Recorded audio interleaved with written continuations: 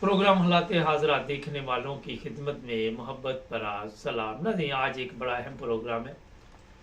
Programme ये है जनाब के सुप्रीम कोर्ट का कुछ दिन पहले एक फ़ैसला आया था और वहाँ पे ये कहा गया था कि एक आदमी पर इल्ज़ाम था कि कुरान मजीद का जो तर्जुमा है उसमें कोई तब्दीली की गई है।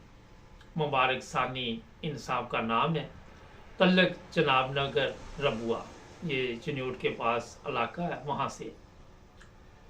इस पर मैंने इरफान अहमद खान साहब के साथ एक प्रोग्राम भी किया या दो किए शायद, लेकिन आज जो चीज़ दोबारा मजबूर कर रही थी कि मैं एक प्रोग्राम और करूँ वो ये थी कि सोशल मीडिया पर और मुख्तलिफ अखबारात में ये शाया किया जा रहा है कि पाकिस्तान में अहमदियों को आज़ादी के मुताबिक अपनी तबलीग करने का हक सुप्रीम कोर्ट ने दे दिया है और कुरान मजीद का तर्जुमा जो एतराज़ उन्होंने किया था इसकी ऊपर भी पाबंदी जो है उठा ली गई। सोशल मीडिया पे जो चीज़ें आ रही हैं उनसे पता चल रहा है कि लोग ये इल्ज़ाम लगा रहे हैं कि जो अहमदी हैं वो कुरान मजीद का तर्जुमा कुछ और करते हैं, लेकिन 9 ब्रदर्स टीवी इंटरनेशनल की टीम हरकत में आई और ये सब कुछ जब चेक किया गया तो कोई तब्दीली तर्जमे में नहीं थी। यहाँ पे सुप्रीम कोर्ट ने अपने रिमार्क्स में लिखा कि अगर उस वक्त FIR जो है वो तहकीक की जाती और फिर दर्ज की जाती तो शायद ज़रूरत ना पड़ती। ये कोई डायरेक्ट सुप्रीम कोर्ट तक केस नहीं चला गया। ये मैं बता देता हूँ कि सिर्फ ज़मानत के लिए ये केस वहाँ पे गया। वहाँ पे अभी इस केस की सुनवाई जो है उसका कोई लेन देन नहीं है, वो उसी अदालत में केस होगा जहाँ पे इसकी सुनवाई अभी चलेगी, फिर अपील होती है।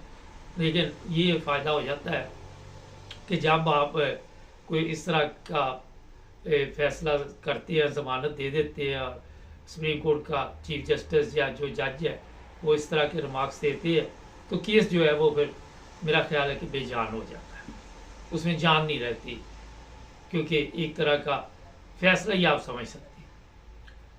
होता ये है कि पाकिस्तान में जो मौजूदा हालात है या काफ़ी अरसे से 74 से ये चल रहा है कि जो अहमदी हैं उनके ऊपर झूठे मुकदमा दर्ज करवाने का सिलसिला बड़ी तेज़ी के साथ चलता रहता है और अभी भी चल रहा है।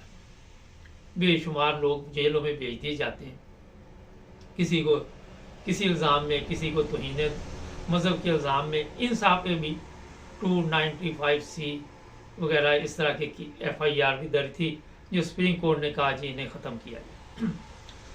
अब काफ़ी समझदार लोग, मैं उनकी बातें जब सोशल मीडिया पे देखता हूँ तो आम बात जो वो कर रहे होते तो बड़ी अच्छे तरीके से कर रहे होते, मगर यहाँ पे आके मेरी समझ से बाहर है कि वो बगैर तस्दीक के इस तरह की बातें सोशल मीडिया पे फैला रहे हैं जो कि मेरा जहाँ तक ज़ाती ख्याल है कि नफ़रत का बायस बन रही है और इससे मजहबी नफ़रत में इजाफा हो रहा है। ना ये लोग तहकीक करते हैं, ना इस बारे में किसी ने पता किया कि हुआ क्या था और आके सोशल मीडिया पे कोई किस तरह के अल्फाज इस्तेमाल कर रहा है, कोई किस तरह के अल्फाज का इस्तेमाल कर रहा है जो मुनासिब नहीं है, किसी के मुतल्लिक भी नहीं है।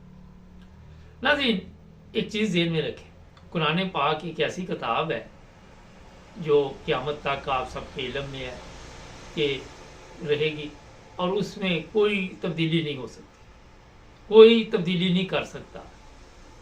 अगर मेरे से पूछे, मैंने जो तहकीक की तो सबसे ज़्यादा जो तर्जुमा कुरान मजीद का किया गया है वो अहमदियों ने किया है और पूरी दुनिया में उन्होंने फैलाया। पाकिस्तान में सिर्फ इस तर्जुमे पर एतराज़ क्यों हुआ, ये बड़ा एक अहम सवाल है। अगर पूरी दुनिया वही कुरान मजीद तर्जुमे के साथ ख़रीदती है या उनको दे दिया जाता है, गिफ्ट कर दिया जाता है, जो भी तरीक़ाकार होता है, तो किसी को क्यों नहीं एतराज़ हुआ। ये तमाम एतराज़ जितने भी होते हैं वो हमारे पाकिस्तान में क्यों उठते हैं, एक बड़ा अहम सवाल है। वजह क्या है?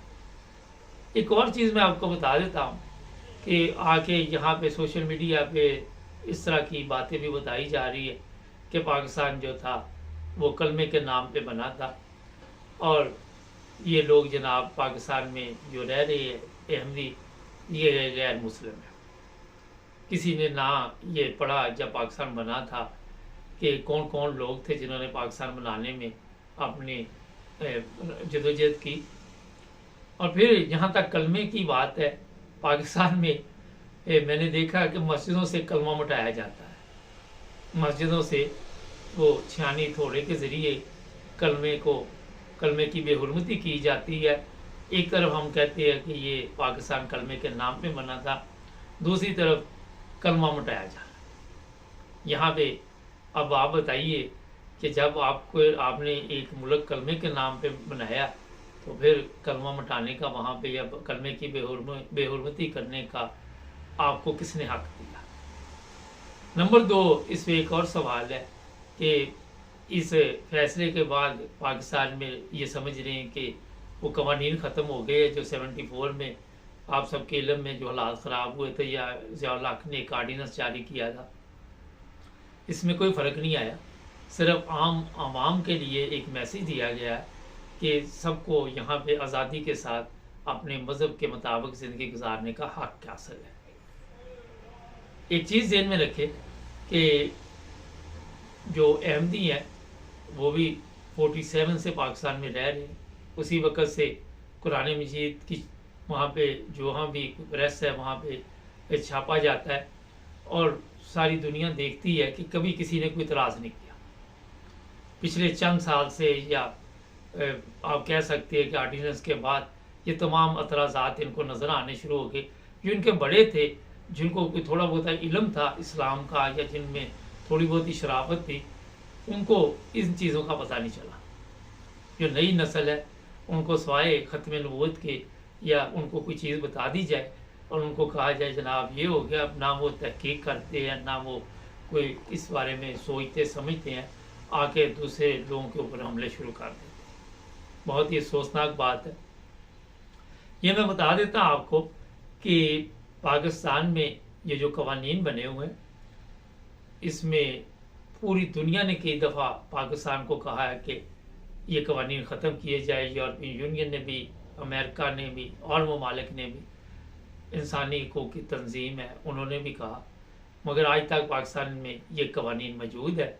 और लोग जो है इससे फ़ायदा ये उठाते हैं कि कहीं पे आपका लेन देन, कहीं पे आपका कोई और मसला, कहीं पे हसद, कहीं पे कुछ, ये जो लोग आके नारे लगा रहे हैं कि ये मुल्क कलमे के नाम पे बना था, काश इसी तरह जिस तरह ये नारे लगाते हैं इस मुल्क का ख्याल भी रखते, यहाँ पे ईमानदारी होती, यहाँ पे रिश्वत ना होती, यहाँ पे लूट मार ना होती, यहाँ पे जो इलेक्शन हुए हैं जिसपे पूरी कौम को तराज है वो साफ शफाफ होते, अदल होता, इंसाफ होता, किस किस चीज़ का मैं जिक्र करूँ, मिलावट ना होती, और मैं आपको क्या बताऊँ, जाली पायलट ना होती, ये भी मैंने कहा आपको बता देता हूँ, जाली टैक्स ऑफिसर ना होते, हर जगह पे जाली पटवारी आप देख ले 2 नंबर तरीके के साथ किस तरह ज़मीन हड़प करते हैं, किस तरह लोगों की ज़मीनें इधर पे उधर करते हैं। आप पाकिस्तान में जाके जो लोग रहते हैं वहाँ पे उनको पता चल जाता है, कई तो वापस आ जाते हैं यूरोप में। इतना ही ज़बरदस्त अगर मुल्क है हमारा, क्योंकि हमें तो मोहब्बत है अपने मुल्क के साथ, और मेरा ख्याल मैंने तो इतने प्रोग्राम किए, तो आज हम उसी मुल्क में रहते और इज़्ज़त के साथ पूरी दुनिया में सारे उठा के चलते। अगर हमें यही पता चल जाता कि ये कलमे का मतलब क्या है, कलमे की हमें समझ आ जाती, उसके बाद मेरा ख्याल है कोई सवाल नहीं उठ रहा था। आज पाकिस्तान में जो लोग रह रहे हैं वो वहाँ से लाखों रुपए दे के उन्हीं ममालिक में क्यों आना चाहते हैं जहाँ से हमने आज़ादी हासिल की थी। उन्हीं लोगों में आके बड़े हम खुश होते, हमें British passport, German passport, Holland का पासपोर्ट, अमेरिकन पासपोर्ट, या कनाडा की नेशनलिटी, या ऑस्ट्रेलिया का पासपोर्ट मिल जाए, हम बहुत खुश होते। हम कहते जनाब ये पासपोर्ट, फिर हम इश्तिहार देते हैं कि अगर आपने भी आना हो तो इस तरह दूसरे ममालिक में आ जाए। ये जो लोग बाहर बैठकर ये भाषण देते हैं, जिस तरह की हालत पाकिस्तान की बन गई, काश हमारी अवाम उस कलमे को समझती होती, यही समझती कि इंसानी हकूक़ क्या है, यही समझती कि अल्लाह ताला का हुक्म क्या है, यही समझती कि नबी पाक सल्लल्लाहु अलैहि वसल्लम की तालीम क्या है। खाली नारे लगाने से या अय्या का नाबुद व अय्या का नस्ताइन कहने से हमारी हालत तब्दील नहीं हुई। आज भी हम सड़कों पे एहतजाज कर रहे हैं कि जो इलेक्शन हुए वो साफ शफाफ नहीं हुए, आज भी वही जो लोग कहते हैं कि ये मुल्क कलमे के नाम पे बना था, वो आपको पता है किस तरह वो पेपर छुपवा रहे हैं, किस तरह वो स्टैंप लगा कर जाली वोट डाल रहे हैं। आज वही लोग आप देख रहे हैं कि लोगों को उठा के ले जाते हैं, लोगों की ख़वातीन को नंगा करते हैं, वो लोगों की ख़वातीन की वीडियो बनाते हैं, किसी की बेटी को उठा लेते हैं, किसी की बहू को उठा लेते हैं, किसी बूढ़ी औरत के ऊपर हमला कर देते हैं। सियालकोट का आप सबके इल्म में पता है, कभी कहीं से कोई वाक़या पेश आता है, कभी कहीं से कोई वाक़या पेश आता है, और हमारे नारे कुछ और हैं, हमारे दावे कुछ और हैं, हम ऊपर से कुछ और हैं, अंदर से कुछ और हैं। अपने मज़हब को हम बेहतरीन कहते हैं, मगर अपने मज़हब के मुताबिक हम लोग नहीं चलते। हम कहते हैं पाकिस्तान बड़ी कुर्बानियों के साथ हासिल हुआ, और हम पाकिस्तान की नेशनलिटी छोड़ के दूसरे ममालिक की नेशनलिटी लेने के लिए झूठ फरेब हर वो सहारा लेते हैं कि किसी न किसी तरह हमें दूसरे ममालिक के वीज़े मिल जाए, रहने के रेजिडेंट परमिट मिल जाए, ओपन अलाउंस मिल जाए, या नेशनलिटी मिल जाए। हमारे बच्चे, हम जिस मुल्क को आज बता रहे कि कलमे के नाम पे हासिल किया था, उस मुल्क में हम अपने बच्चे पढ़ाना नहीं चाहते। उस मुल्क में हमारे पास मेडिकल की सूरत नहीं है, हमें दूसरे मुल्क में मेडिकल के लिए जाना पड़ता है। जिनके पास पैसे हैं, जिनके पास नहीं है, वो वहीं रहते हैं। आज हमारे हुक्मरानों पर पूरी दुनिया ये कह रही है कि अरबों रुपये जो है ये इन्होंने इधर के उधर किए, मगर हमारे हुक्मरान के मानने के लिए तैयार नहीं है। और आप सबके इल्म में कि आए दिन हमें कर्जे की ज़रूरत पड़ती है, हमें भीख मांगने की ज़रूरत पड़ती है, हमें सदका खैरात की ज़रूरत पड़ती है। हम आज तक खुद कफील नहीं हो सके, क्योंकि हमारा ईमानदारी से कोई ताल्लुक़ नहीं है, कोई लेन देन नहीं। हमारा काम सारा दिन ये होता है, कभी किसी को हम जन्नत में भेज देते हैं, कभी किसी को जहन्नम में भेज देते हैं, किसी को हम काफिर करार दे देते हैं, किसी को हम काफिर करार दे के इस दुनिया से रुखसत कर देते हैं। किसी से हमारा लेन देन है, हसद है, कुछ भी है, हम उसका फ़ायदा उठाते हैं। और दावा हमारा ये है कि ये मुल्क कलमे के नाम पे बना। ये बातें मैंने आपको इसलिए बताई है कि यहाँ सोशल मीडिया पे भी लोग सारा दिन इसके ऊपर बहस करते हैं, और मुझे हंसी आ रही होती है कि ये जो लोग बहस कर रहे हैं, ये या तो आंधे हैं, या गूंगे हैं, या बहरे हैं। आपका ऐसा कोई नमूना ही नहीं है कि आपको कोई ये बताए कि जनाब ये मुल्क जो है वो कलमे के नाम पे बना था और हमारी हरकतें वो वाली हैं। हमें इम्पोर्टेड चीज़ें पसंद हैं, हमें उन लोगों की चीज़ें पसंद है क्योंकि हमारी जो चीज़ें बनती हैं हमें उन पर एतमाद नहीं है। हम चाहते हैं कि हमारी बच्चियों के रिश्ते जो है वो किसी दूसरे मुल्क में हो जाएं, वहाँ पे हो जाएं, वो अच्छी ज़िंदगी गुजारें। हम चाहते हैं कि कुछ भी हो जाए। कल मैं सोशल मीडिया पे देख रहा था, वो कहते हैं जनाब किसी तरह ये वीज़े अगर खोल दिए जाए कि पाकिस्तानी आ जाएं बाहर, तो सिर्फ पाकिस्तान में चोर और डाकू ही रह जाएंगे, बाकी सारे पाकिस्तान छोड़ के चले जाएंगे। ये सोशल मीडिया पे इस तरह की चीज़ें चलती। इंटरनेशनल मीडिया हमें बता रही है कि पाकिस्तान के ऊपर माफिया का कब्ज़ा है, और जिन लोगों ने कब्ज़ा किया वो भी यही कहते हैं कि ये मुल्क कलमे के नाम पर बना। पाकिस्तान से बड़ी तादाद में हज करने के लिए लोग जाते हैं, उम्रा करने के लिए जाते हैं। वहाँ सबसे ज़्यादा जेलों में पाकिस्तानी बैठे हुए हैं जो जेब कतरे हैं। सबसे ज़्यादा पाकिस्तानी आपको मिलेंगे जो वहाँ पे मांगते हैं। ये मैं इसलिए आपको बता रहा हूँ कि अपने गिरेबान में देखना चाहिए, जब तक आप तहकीक ना करें। जब मैंने कुछ लोगों से पता किया तो पता चला कि सबसे ज़्यादा जो इस्लाम की तबलीग का काम इस वक्त कर रहे वो अहमदी कर रहे। इस बार और भी तहकीक करने के बाद पता चला कि यहाँ तक कि इश्तिहारात लोगों के घरों तक तकसीम करने जाते हैं ये लोग, और बताते हैं कि इस्लाम क्या है। आज आप बताइए, आपसे सवाल है कि पाकिस्तान की हालत देखकर कोई इस्लाम कबूल करने के लिए तैयार हो सकता है? कोई कह सकता है कि मैं मुसलमान हो जाऊं? आपको नजर नहीं आएगा कहीं। तो जनाब इस्लाम तो बड़ा ज़बरदस्त मज़हब है। इस्लाम तो कहता है हर मज़हब का एहतराम करें। इस्लाम तो किसी को ये भी हक हासिल नहीं देता कि आप किसी को कत्ल करें, किसी का नुकसान करें, माली जानी या कोई भी। हमने माशरे को उस जहालत में आज देखा। पिछले दिनों सोशल मीडिया पे ये खबर मैंने देख के हैरान रह गया। कोई लड़की थी, उसकी तदफीन हुई, मेरे पास महफूज भी है वो वीडियो, तो उसको निकाल कर इज्तमाही ज़्यादती की।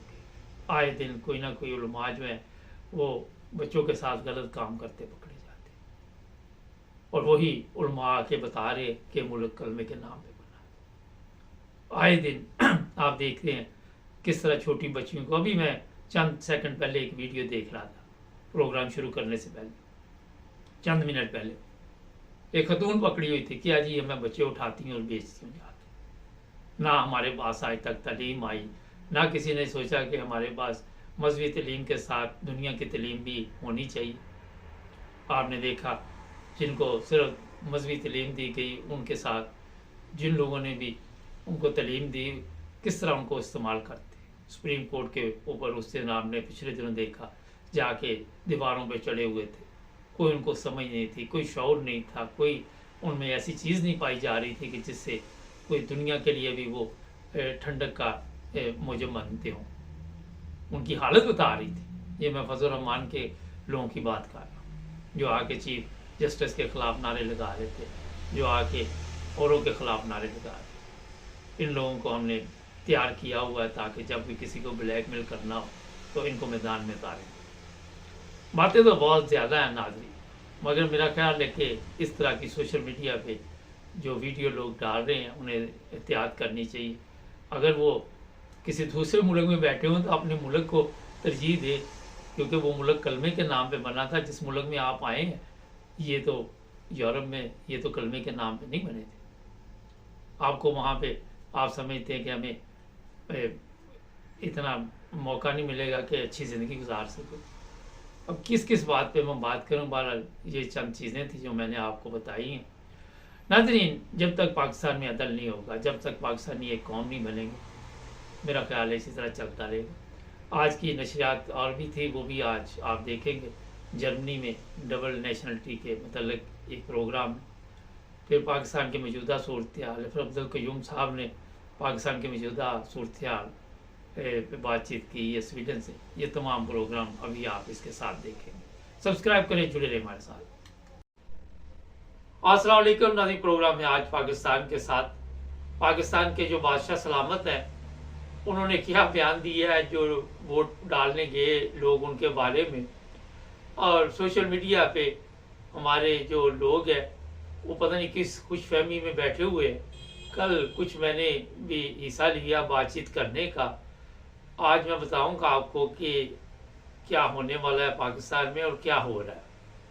सबसे पहले आपको ये बताकर मेरा ख्याल है कि मुझे कोई खुशी नहीं होगी कि जो बादशाह सलामत है उन्होंने कहा जनाब कौन से वोट, ये तो नशई हैं जो इमरान खान को वोट दे रही हैं। तो ये 3 करोड़ लोग जो हैं ये तो नशई हैं, और अगर बच्चे ख़राब हो जाएं तो उनको ठीक तो करना होता है, ये नहीं होता कि उनकी मर्ज़ी के मुताबिक फैसले किए जाए। खुलासा उसका ये है। बादशाह सलामत ने कहा कि मैं सबको ठीक कर दूंगा, फिक्र ना करें। ये चीज़ें आपको मीडिया पे बहुत कम मिलेंगी। अब जिन लोगों ने वोट डाले उनके वोट की क्या अहमियत है उसका अंदाज़ा आप कल की जो प्रेस कॉन्फ्रेंस थी जिसमें जरदारी दोबारा सदर बनेगा और शहबाज शरीफ बनेगा वज़ीर आज़म, मरियम बनेगी वज़ीर आला, उससे अंदाज़ा लगा सकते कि आपके वोट की क्या वैल्यू है, आपकी क्या औकात है वहाँ पाकिस्तान में, आपकी हैसियत क्या है। इस चीज़ का मेरा ख्याल है कि सबको पता है। आज आपने वोट डाले मगर उस वोट को गिना नहीं गया। आपको ये भी नहीं पता कि आपको इंसानों में भी नहीं गिना जाता। जानवरों से बदतर सलूक आपके साथ 76 साल से क्यों हो रहा है? क्योंकि हम लोग खुशफहमियाँ बहुत ज़्यादा पाल लेते हैं और हम समझते हैं कि टिकटॉक पे, फेसबुक पे, यूट्यूब पे और सोशल मीडिया के जो भी और ज़राए हैं उन पर बैठ कर शायद हम इमरान खान को वज़ीर आज़म बना देंगे। कल यही बहस चल रही थी और मैंने उस साहब की बातें सुनी। बातें बड़ी अच्छी कर रहे थे वो साहब, मगर मैंने उनको कहा कि आपको शायद ये इल्म नहीं है कि पाकिस्तान की आवाम इस तरह घेर ली गई है कि वो बाहर नहीं निकल सकती। इस तरह आपको भी पता है कि हर तरफ बड़े बड़े जो लोग बैठे हुए हैं जिनके पास ताकत है जो ताकत के नशे में बैठे हुए हैं उन्होंने कंट्रोल किया हुआ। तो एक साहब कहने लगे नहीं जी, हम बिल्कुल नज़दीक पहुंच चुके हैं, लोग निकले हैं, उन्होंने वोट डाला है, लोगों ने साबित कर दिया है। पहली चीज़ तो यही है कि आप कोई भी काम करें, जब तक उस काम की कोई ताकत चलो अपनी जगह पे है, उस काम की कोई अहमियत ना हो, उस काम को गिना ही नहीं जाए, उस काम का जो आपने बड़े धड़ल्ले के साथ किया हो कोई नतीजा ना निकले। नतीजा वही निकले जो लोग काम नहीं कर रहे, जो अपनी ज़िंदगी के मुताबिक नताइज अरसा दराज से निकाल रहे हैं, तो वो अपनी मर्जी का नतीजा निकालें। आपने बड़ी बल्ले बल्ले की, बड़ी जोशो खरोश दिखाया कि हम बाहर निकले, हमने वोट डाला। मेरे साथ कई दोस्त भी प्रोग्राम करते हैं, बहुत बोले वाले लोग हैं हमारे, बड़े नादान हैं, बहुत बेचारे। मेरा ख्याल है कि सोच भी नहीं सकते कि कितनी बड़ी ये गेम डाली जाती है, कितनी बड़ी सियासत खेली जा रही है, जहाँ पे इन लोगों के जाके ये जो हमारी पब्लिक है सोच ख़त्म होती है, ताकतवर लोगों की सोच वहाँ से शुरू होती है, वो वहाँ से सोचते ये इसी में खुशी हो जाती है। बेचारों को ये नहीं पता कि जो भी आपको कोई दिलासा देता है वो भी इसीलिए देता है कि फिर आपको मान के दोबारा मारा जाए। आप सबको पता है कि जब इमरान खान को पहली दफ़ा गिरफ्तार किया गया, कल एक मैडम सोशल मीडिया पे कह रही थी कि उसी वक्त हमें चाहिए था कि जो भी हालात थे मुकाबला करते, मगर आपको उन्होंने छोटा सा ऐसा, वो जिस तरह मछली को वो जब थोड़ा सा भगाना हो तो आसरा नहीं करवाते, सुप्रीम कोर्ट की तरफ से आसरा करवाया। वहाँ पे सिर्फ एक लफ्ज़ कि आपसे मिलकर बहुत खुशी हुई, इसी में अवाम खुश होगी। अब इस अवाम बेचारी सादा जो है, इसको पता नहीं था कि ये भी उसी गेम का एक हिस्सा है जो आपको खुश करने के लिए किया गया। बाद में आपका जो अशर किया जाएगा वो मेरा ख्याल अभी आपको और भी मज़ीद पता चलता जाएगा। फिर कह रहे थे जनाब जल्द ही पीटीआई गवर्नमेंट बनाएगी। जनाब पीटीआई गवर्नमेंट कैसे बनाएगी मुझे बताइए। अभी भी लोग सोच रहे हैं कि शायद ये इमरान खान को मौका मिल जाए, 6 माह के लिए ये गवर्नमेंट बने और फिर चली जाए। जो मुआहदे इनके अंडरग्राउंड हुए वो आप सबको पता ही नहीं है। बादशाह सलामत भी ताहियात ही हैं उधर बैठे हुए, और जो उनकी टीम के लोग हैं वो भी ताहियात ही। और ये जो आ रहे हैं ये 5 साल पूरे करेंगे, फिर वो दोबारा बादशाह सलामत अगर जिंदा हुए और फिर वही फैसला करेंगे कि कौन दोबारा गवर्नमेंट बनाएगा। लोग बहुत नादान है, लोग बहुत ही बेचारे हमारे जो हैं वो समझ नहीं उनको ना। आप पाकिस्तान के हालात बदलना चाहते हैं। कोई कह रहा था बांग्लादेश 2 प्रोग्राम में, कोई बता रहा था, कोई कुछ बता रहा था। देखें एक चीज़ ज़हन में रखें, मैंने कई दफ़ा बताया आपको, यहाँ पे कारोबार जो लोग करते हैं, सादा सी मिसाल है, मेरे भी जानने वाले बेशुमार हैं, उनके पास कोई उसी तरह की कोई शॉप खुल जाए, दुकान खुल जाए, जो चीज़ें वो बेच रहे होते हैं, तो उनकी नींदें हराम हो जाती हैं। तो ये तो जनाब 76 साल से पिकनिक चल रही है, शराब शबाब की महफिलें चल रही है, हर चीज़ उनकी मर्जी से हो रहा है, वो जिस तरह चाहते हैं उसी तरह चल रहा है। तो कौन छोड़ता है मुझे बताइए, मुझे बताइए। और फिर एक सिविल बंदा बड़ा मुश्किल हो जाता है। इमरान खान अच्छा आदमी है, मगर उसको एक अच्छी टीम की ज़रूरत है। वो टीम कहाँ से लाए? टीम का तो उन्होंने पकड़ के अशर नशर कर दिया। कल भी मैं सेनेट में सुन रहा था, वो कह रहे थे जनाब मुझे उठा के ले गए, 2 हफ्ते तक मेरे पर तशद्दुद किया। एक सेनेट का बंदा महफूज नहीं हुआ।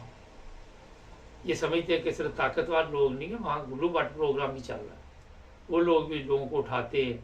इनका इतना बड़ा नेटवर्क है, इतनी बड़ी माफिया है जो आप अंदाज़ा भी नहीं लगा सकते, आप सोच भी नहीं सकते। क्योंकि हमारे मुल्क में कल जो बहस हुई तो मैंने कहा कि गद्दार बहुत, मैंने कहा गद्दार इतने हैं कि संभाले नहीं जा रहे, जितनी वहाँ में उतनी गद्दार है।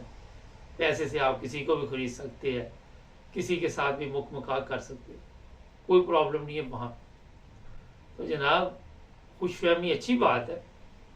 मुझे भी कल कॉल आई, कई लोगों की फ़ोन आए, किसी का वो बता रहे थे कि जनाब बड़ी तकलीफ़ हो रही है। सारा मीडिया इस वक्त कह रहा है कि चीफ ऑफ इलेक्शन कमीशन को आर्टिकल 6 के तहत सज़ाए मौत होनी चाहिए।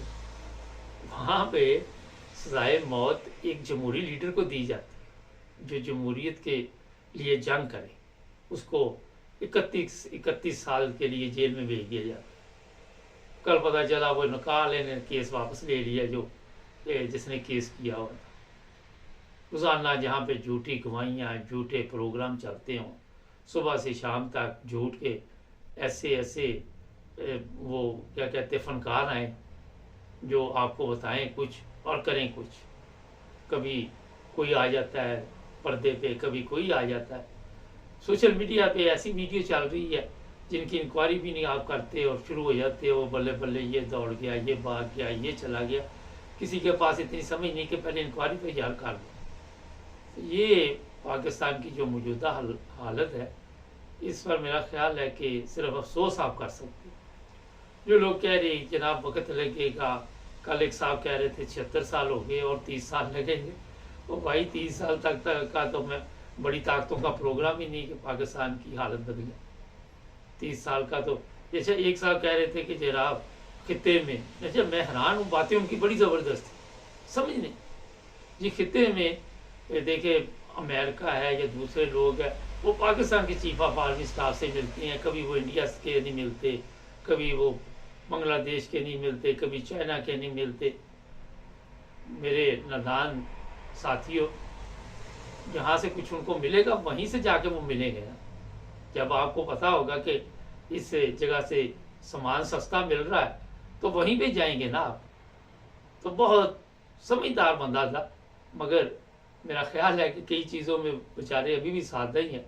नाज़रीन, 2-3 बड़े अहम प्रोग्राम हैं। एक तो जर्मन में नेशनलिटी का इशू है, दूसरा ये है कि एक सुप्रीम कोर्ट ने फैसला किया है एमपीओ के बारे में, उस पर बातचीत दोबारा किए रहेंगे। जुड़े रहे हमारे साथ। अस्सलाम वालेकुम नाज़रीन, प्रोग्राम है आपकी आवाज़। कल मैं सोशल मीडिया चेक कर रहा था तो एक जर्मनी से प्रोग्राम चल रहा था, वो साहब लोगों को मशवरे दे रहे थे और मैंने भी थोड़ा सा सुना उनका, फिर मैंने भी कुछ अपने ख्यालात का इज़हार किया और उनको मैंने मशवरा दिया कि आप लोगों को डरा रहे हैं, यहाँ पे बैठ के परेशान कर रहे हैं। अगर आपने ये चैनल बनाया हुआ है तो लोगों की हौसला अफजाई करें, लोगों को अच्छे तरीके के साथ मशवरे दें। तो उसमें जनाब मौजू ये था कि जर्मन नेशनलिटी जिसके पास है जनाब, वो भी जर्मन गवर्नमेंट ख़त्म कर सकती है। फिर ये बता रहे थे वो साहब कि अगर आप ने शादी की है, यहाँ पे कोई बच्चा पैदा हो गया तो उसके पैसे नहीं आप देते तो वो फिर भी जर्मन नेशनलिटी ख़त्म कर देंगे। अगर आप काम नहीं करेंगे वो जर्मन नेशनलिटी ख़त्म कर देंगे। वो खुलासा इस तरह का था और जो साहब पूछने वाले थे बड़े सादा थे और मैंने फिर उनको समझाया कि देखें ये आप जो बता रहे हैं। फिर वो कहने लगे जनाब मुझे तो आपसे ज़्यादा देर यहाँ पे हो गई है जर्मनी में। मैंने कहा ये देर हो या ना हो ये सवाल नहीं है, मगर आप इन्फॉर्मेशन गलत दे रहे। आज मैंने कहा इस पर मैं प्रोग्राम करूं कि जो लोग भी इस तरह के सवालात करते हैं उनको अगर कोई ऐसी जगह मिले जहां पे कोई उनको गाइड करे तो वो ठीक है। अगर कोई डरा धमका रहा है तो अफसोसनाक है। सबसे पहले मैं आपको बता देता हूँ कि जो जर्मन नेशनलिटी है वो आपकी ख़त्म नहीं हो सकती। हाँ, एक ही वजह हो सकती है कि कोई आपने बहुत बड़ा किसी ऐसी तंजीम के साथ काम डाला हो, टेररिस्ट जैसे होते हैं या जो मुल्क के लिए नुकसानदेह साबित होते हैं, जो लोग जो जर्मन में मर्ज रहते हैं जर्मनी के लिए वो नुकसानदेह हैं, ऐसे लोगों की नेशनलिटी ख़त्म की जा सकती है। उसके अलावा कोई इतना बड़ा प्रॉब्लम नहीं है। ना आप अगर पैसे नहीं अपने बच्चों को दे रहे हो तो नेशनलिटी ख़त्म नहीं होती। अगर आप काम नहीं कर रहे, अब वो साहब कह रहे थे आप जॉब सेंटर जाएं, वो सारा दिन से डील करते हैं वहाँ पे ये करते। लेकिन जो कवानीन है जॉब सेंटर के उसको तो आपने फॉलो करना ही करना है। अगर वो आपको कहीं काम पे भेज रहे हैं और आप काम पे नहीं जा रहे तो फिर वो क्या करें, एक सवाल है। तो आपको जब वो काम पे भेजें तो आपका काम है वहाँ पे जाएं, काम मिलना या ना मिलना ये बात का मसला है। और दूसरी बात ये है कि जो जर्मनी के हालात इस वक्त मौजूद है, काम का इतना बड़ा इशू नहीं है वहाँ। अगर कोई ढूंढना चाहे, कोई करना चाहे, लोगों को बंदे नहीं मिल रहे। और वहाँ पे आप आजकल जिस तरह मैंने बताया आपको कि टैक्सी भी चला सकते हैं आसानी के साथ, कोई इतना बड़ा इशू नहीं है वहाँ। फिर जब एक बंदे ने इन्हीं मेरे साथ बहस करने लगे, कहने लगे फलां बंदे का वीज़ा ख़त्म उन्होंने कर दिया। तो मैंने उनको साहब को कहा वीज़े में ओपन लाभनस में नेशनलिटी में फ़र्क होता है। और वहाँ पे फिर वो कहने लगे जी बहस ना करें। मैंने कहा आप गाइड गलत कर रही हैं। सवाल ये है कि जो ओपन लाभनस है वो आप सबके इल्म में है, वो अगर 3 साल से ज़्यादा आपको जेल हो जाती है तो वहाँ पे शायद इससे कम भी हो, ये होता है कि आपने काम कौन सा डाला है, तो आपकी ओपन लाभनस वो ख़त्म कर सकते हैं, आपको वापस आपके मुल्क भिजवा सकते हैं। मैं एक तुर्की लड़के को जानता हूँ, पता नहीं बेशुमार दफ़ा वो क्राइम में मुलव्वस रहा, फिर उसकी ओपन लाभनस ख़त्म कर दिया। प्रॉब्लम यहाँ पे आ रही थी कि उसके वालिदैन यहाँ पे थे जर्मनी में, वो वापस नहीं भिजवा पाए रहे थे उनको, क्योंकि उम्र छोटी थी। जब वो उम्र ज़्यादा हुई तो फिर उन्होंने उसे वापस भेज दिया। बेशुमार क्राइम उसने किए थे। सवाल ये है कि जब आप अमन के साथ उस मुल्क में रहेंगे, जिस मुल्क की नेशनलिटी आपने ली, मेरा ख्याल इंसाफ को ये भी नहीं पता होगा कि जो नेशनलिटी देते हैं, जब मिलती है नेशनलिटी, तो वहाँ पे ये लिखा जाता है कि हम मुल्क के कवानीन का एहतराम करेंगे और इसी के मुताबिक चलेंगे। ये अगर आप चेक कर ले तो जो खुलासा मैंने आपको बताया। तो जनाब, जर्मन नेशनलिटी अगर आपको मिल रही है या मिल चुकी है तो इतनी बड़ी कोई प्रॉब्लम नहीं, आप अमन और सुकून के साथ वहाँ पे रह सकते हैं। बाकी अगर आपने कोई पैसे किसी के देने हैं या बैंक के पैसे देने हैं या आपने यंग सम के पैसे देने हैं तो उससे नेशनलिटी का कोई लेन देन नहीं। ये आपको मैंने बिल्कुल वादे तरीके से बता दिया। एक चीज़ और है कि जॉब सेंटर जब आपको खत लिखता है, आप एक पे नहीं जाते, दूसरे पे फिर जाना चाहिए आपको। उसमें लिखा होता है पीछे कि क्या कवानीन है और उसी के मुताबिक फिर उनको चलना पड़ता है। बाकी आगे कोई बंदा अच्छा बैठा हुआ तो वो आपका कोई इतना बड़ा मसला नहीं बनाता, मगर जब आप बार बार उनको तंग करेंगे तो वो फिर जाहिर है आपको भी तंग करेंगे। जब उन्होंने पैसे आपको देने हैं तो फिर जाहिर है आपको उनकी बात भी माननी पड़ेगी।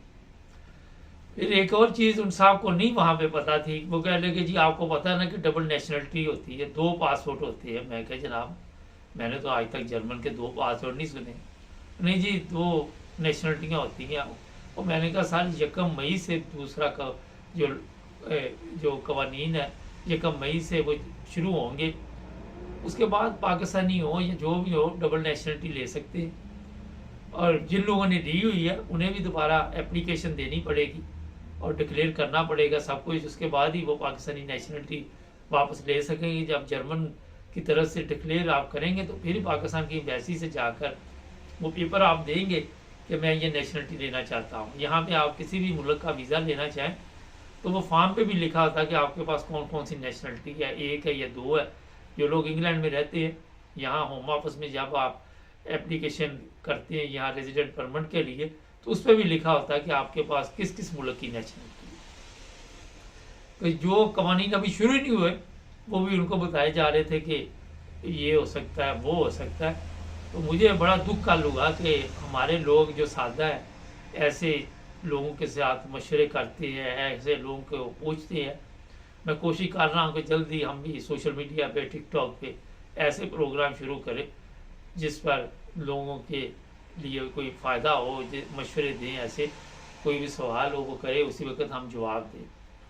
जब मैंने उन्हें कहा कि यहाँ पे आप लोगों को परेशान ना करें तो वो गुस्सा कर गए और जो होस्ट थे वो भी कहने लगे नहीं ऐसी बात नहीं। मैंने कहा जो इनकी बातें हैं इतनी तल्ख है कि यहाँ मैं सोच भी नहीं सकता कि लोग आपसे आके मशवरा इस तरह का मांगें। जर्मनी में या यूरोप में या दुनिया भर में आपको पता है कि हर तरह के लोग होते हैं। कई बेचारे बड़े सादा होते हैं, वो जो पूछने वाले थे वो भी ऐसे ही सादा आदमी थे।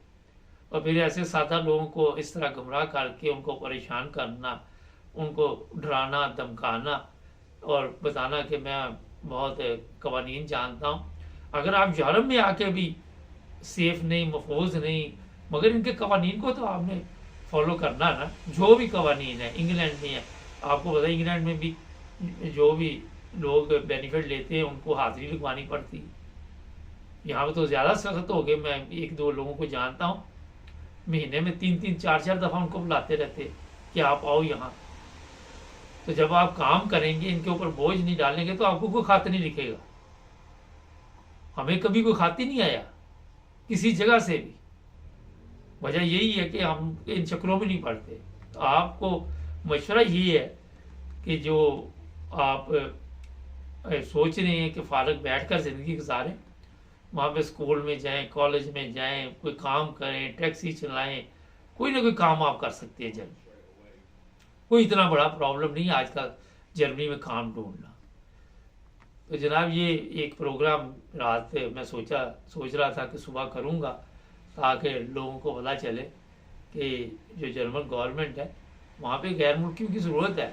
अगर आप अच्छे लोग हैं, गलती से कोई क्राइम हो भी गया, कोई इतना बड़ा नहीं है, तो कोई इतना बड़ा मसला नहीं है वहाँ पे। क्योंकि अगर तो आप जानबूझ के रोज़ाना को इस तरह के काम डालते हैं तो फिर और मसाइल आपके लिए भी शुरू हो सकते हैं। नाज़रीन, हमारे प्रोग्राम को सब्सक्राइब करें, जुड़े रहे हमारे साथ। अस्सलाम वालेकुम नाज़रीन, प्रोग्राम आज हमारे के साथ अब्दुल कयूम साहब स्वीडन से हमारा साथ देंगे। कल तक एक दूसरे को सड़कों पे घसीटने वाले, एक दूसरे के पेट फाड़ने वाले, अब अवाम को सड़कों पे भी घसीटेंगे, अवाम के भी पेट फाड़ेंगे। एक इंटरनेशनल मीडिया की तरफ से खबर चल रही थी, हमारी जो आर्मी है उन्होंने कहा जनाब ये माफिया है, इनका काम है ज़मीनों पे कब्ज़े करने, इनका काम है लोगों के कारोबार पे कब्ज़े करने। बाकायदा तौर पर मैंने ये अब्दुल कयूम साहब को भेजी भी है। जी अस्सलाम वालेकुम सर। जी वर्क साहब, जी वर्क साहब। सर ये एक दूसरे को घसीटने वाले अब आवाम को घसीटेंगे।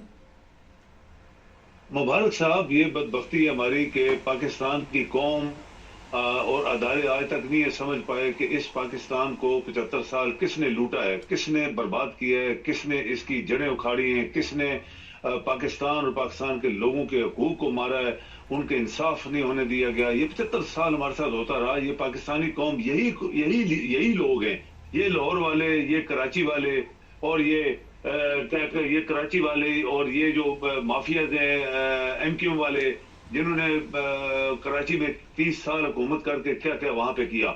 अगर वही लोग जो पहले खरबों रुपए जिनको मुशर्रफ ने माफ किया तो ये वापस आ गए, फिर खरबों रुपए इन्होंने खाए और फिर जनाब खुद ही NRO ले लिया पार्लियामेंट में जाके 16 पार्टीज ने, और फिर तीसरी दफा यही हमारी जड़ें काटने के लिए आ गए हैं। तो ये मुल्क के लोग जो है, क्या उनका दिमाग खराब है? क्या वो माफियाज बन गए इनके साथ मिलके? क्या उनका हर चीज, आंखें, दिमाग, सब कुछ चला गया है? वही लोग अगर तीसरी दफा भी हमारे मुल्क के ऊपर हुकूमत करेंगे तो हमारे पास बचा क्या है? पहले हम खरबों के, बिलियन डॉलर्स के दुनिया के मकरूज हैं, हर मुल्क के मकरूज हैं, हमारे पास पैसा नहीं है। और अगर इन सियासतदानों ने जो अभी फिर मिल के इस मुल्क को लूटने के लिए तैयार हो गए, तो पाकिस्तान को तो कुछ नहीं मिला और पाकिस्तान जो बचा कुचा ये तबाह कर देंगे। अभी देखें आपके वो लीडर बार बार जो हमने बातें की हुई हैं, इस पाकिस्तान को 4 इस वक्त लोग हैं जो पाकिस्तान को चलने नहीं दे रहे और पाकिस्तान को तबाह करना चाहते हैं। उसमें number 1 chief of army staff, उसका कोई कानून के तहत कुछ 1% किसी जगह हिस्सा नहीं है कि वो मुल्क की सियासत या मुल्क के अदारों के ऊपर कब्जा करे। नंबर 2 चीफ जस्टिस, जो जस्टिस के लिए बनाया गया है वो इनके साथ मिला हुआ है। और इसके बाद इलेक्शन कमिश्नर 2 साल से इलेक्शन नहीं करवा रहा और सदर आपका डमी सदर बैठा हुआ देख रहा है। सर ये बताइए, कानून के मुताबिक सर ये बताइए कि आपको अभी मैंने एक वीडियो भेजी थी कि हमारी मिलिट्री के मतलब इंटरनेशनल मीडिया क्या कह रही है। आप क्या समझते हैं कि यहाँ तक बात पहुँच चुकी है और जब ये वीडियो बाहर लोग देखते हैं तो अवाम में और मिलिट्री में फासले बढ़ते जा रहे हैं? खुदा न खास्ता कोई दुश्मन मुल्क आज हमला कर देता तो अवाम तो मेरा ख्याल है फिर जिस तरह बांग्लादेश के हालात हुए थे वो हो सकते हैं। देखिए, फौज ने पाकिस्तान के लोगों के ऊपर खुद हमला किया हुआ है, उनको जीने नहीं दे रहे। उनको जिंदा नहीं रहने दे रहे, उनके जो अदारे उनको नहीं चलने दे रहे। तो पाकिस्तान, मुबारक साहब एक बात बहुत क्लियर है, आज मैं आपसे खुली बात कर रहा हूँ, करना चाहता हूँ, पाकिस्तान पाकिस्तानियों के हवाले किया जाए, पाकिस्तान पाकिस्तानियों के हवाले किया जाए, सियासतदानों के हवाले नहीं, जो करप्ट हैं, बेईमान हैं, धोखेबाज हैं, लूट मार करने वाले हैं, बददियानत थे और दूसरे लोगों से मिलकर इस मुल्क को खत्म कर रहे हैं। पाकिस्तानी जो बाहर बैठे हैं या अंदर बैठे हैं, हर शख्स जो पाकिस्तानी है, उसमें कहीं मजहब का नाम नहीं, उसमें किसी खानदान का नाम नहीं, उसमें किसी राजा फलाने शाहिज़म का नाम नहीं है। पाकिस्तानी, कंपिटेंट पाकिस्तानी, दयानतदार पाकिस्तानी और मुल्क के वफादार मुहब्बे वतन पाकिस्तानी को हवाले कर दिया जाए, ये पाकिस्तान सीधा हो जाएगा। लेकिन इन तमाम गद्दारों को, जो आज गद्दार हैं और इससे पहले गद्दार थे, उनको जब तक आप फांसी नहीं देंगे, ये हम बहुत प्रोग्रामों में कह चुके हैं, इनको जब तक फांसी नहीं देंगे, जब तक इनकी जड़ें नहीं काटेंगे, तो ये पाकिस्तान कभी क्या 100 साल नहीं और चलेगा।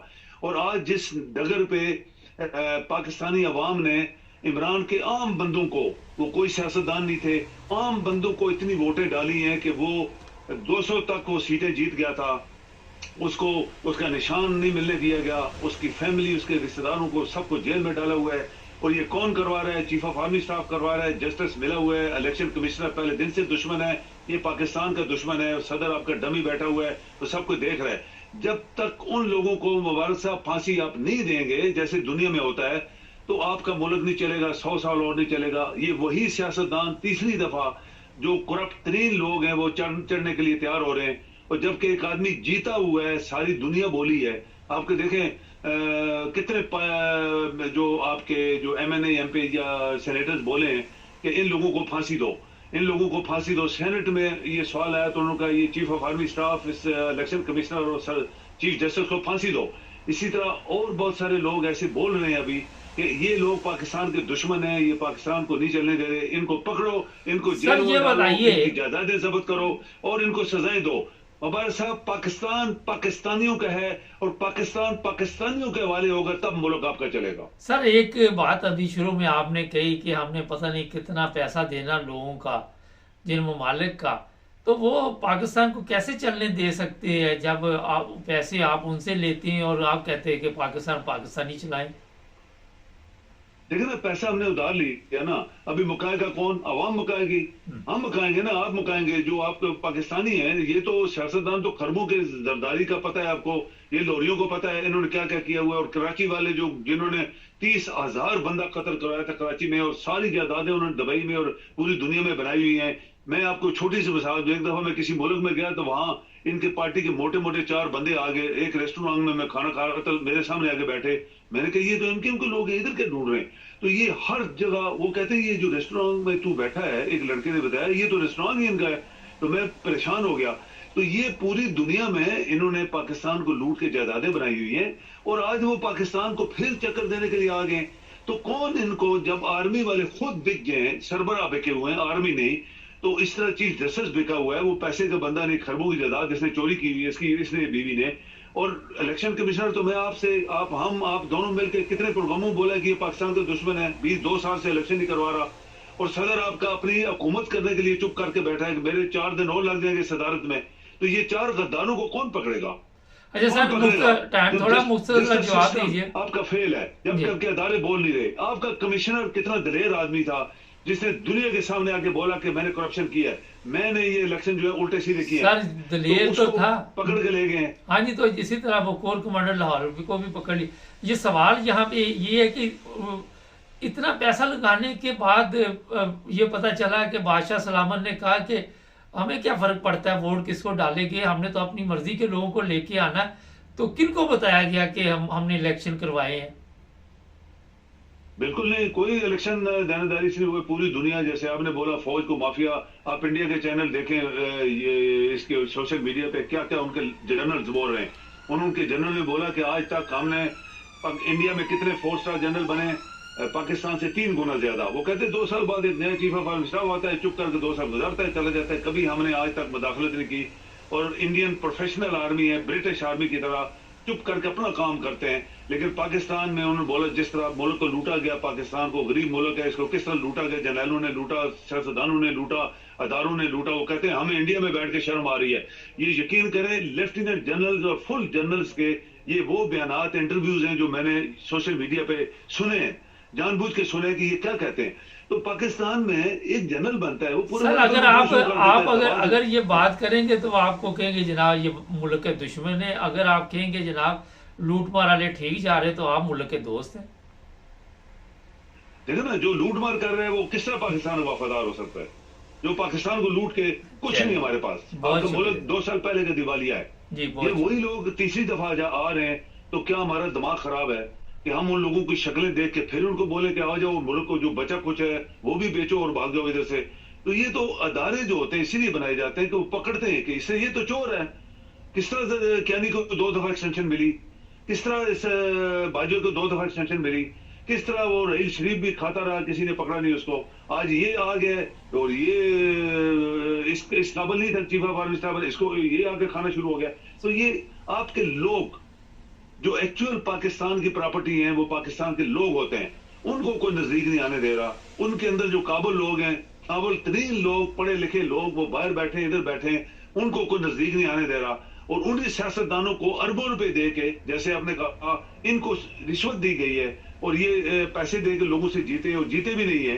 इमरान के बंदे जीते हैं जिनको कोई जानता भी नहीं था, आम लोग, पब्लिक के लोग उन्होंने उठा के बैठाए, वो जीत गए। मुबारक साहब, आपका मुल्क नहीं चलेगा। बहुत शुक्रिया सर आपका। जी थैंक यू। मुल्क नहीं चलेगा जब तक अदल नहीं होगा, इंसाफ नहीं होगा, मुल्क नहीं चलेगा। सब्सक्राइब कर लें।